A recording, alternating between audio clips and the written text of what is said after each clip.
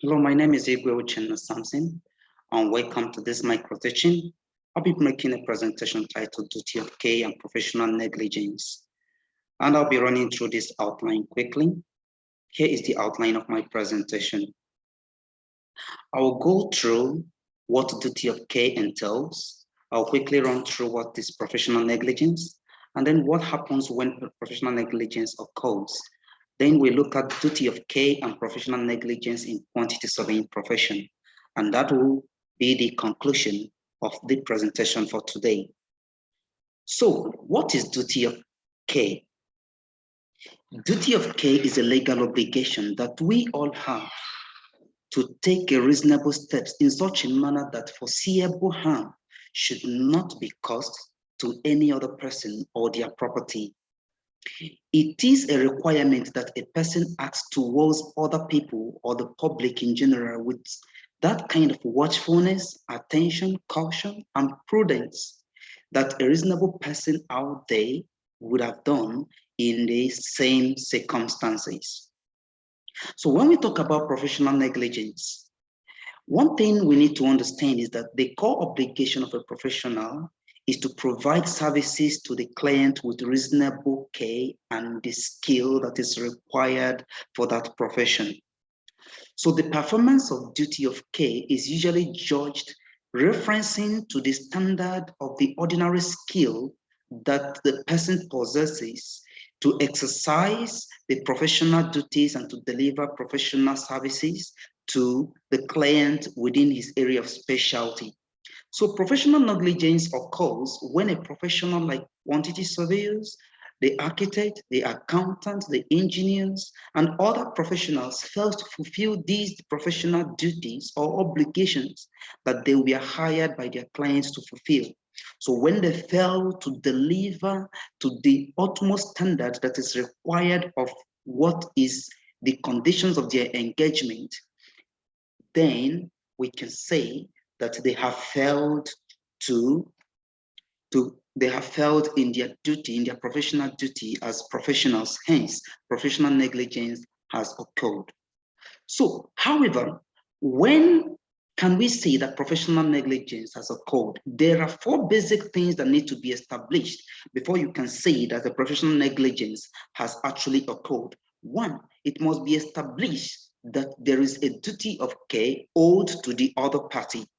So if a professional is hired or engaged for professional services, it must be established that he owes a professional duty of care to the party that engages him or her.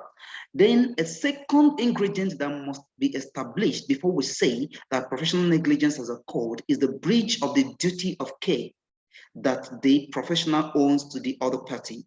So it must be established that there is a breach, that the professional has failed to perform his or her duty to the required standard. And his failure to perform such duties to the required standard has resulted to damages that the other party has suffered due to the breach.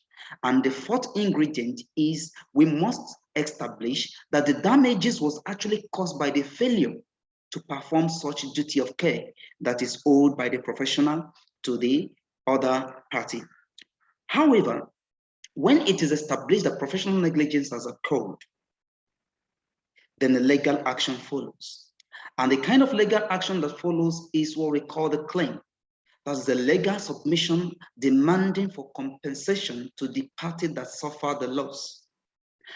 So that is to avoid a claim of professional negligence. All professionals must adhere to the same standard of care that every well-qualified professionals would have done in the similar circumstances.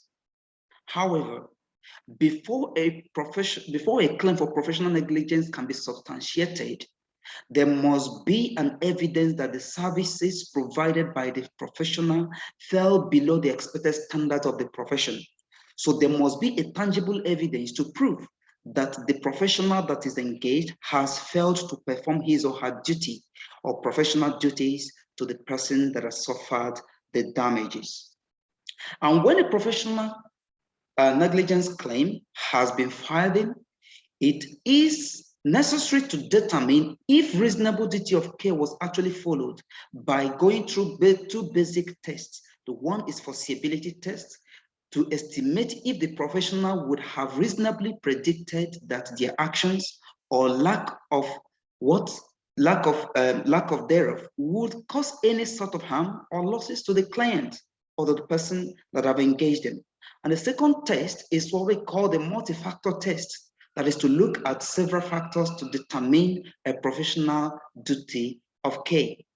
So, having established this, it is important to understand that every professional must ensure that their professional duties is performed to avoid professional negligence claim. So talking about duty of care and professional negligence in quantity surveying profession, construction professionals like other professionals, including quantity surveyors, may be liable for damages caused to their clients or third parties due to professional negligence. The quantity surveyors duty of care is defined by the conditions of their engagement in any contract they are engaged in. So every quantity surveyors is bound by the conditions of his or her engagement that defines their professional duty of care. And every client in a current society wants value for every cent invested in a construction project. Hence, it is the role of a quantity surveyor to ensure that costs are kept within budget without compromising value for money or their client standards. So the crucial duty of a quantity surveyor demands that professional care must be ensured to avoid any iota of damage due to negligence.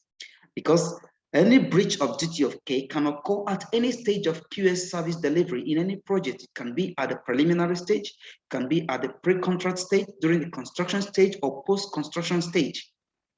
Hence, we need to also understand that claim against a quantity surveyor due to professional negligence can lead to the withdrawal of the license to perform or deliver services as a professional quantity surveyor.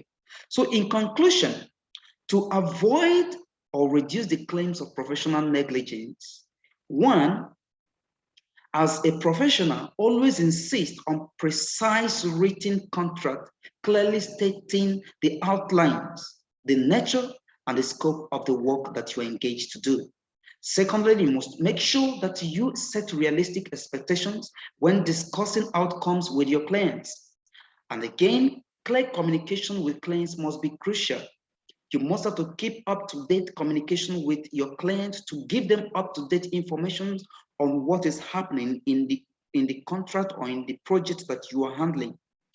You should also ensure that accurate record, excellent records are kept for proper analysis, and for proper documentation, and for proper reporting. And finally, as a professional, you must keep up-to-date information with the latest development in the quantity surveying profession and in construction generally to help you keep you safe from claims of professional negligence. So this comes to the end of our presentation today. So thank you.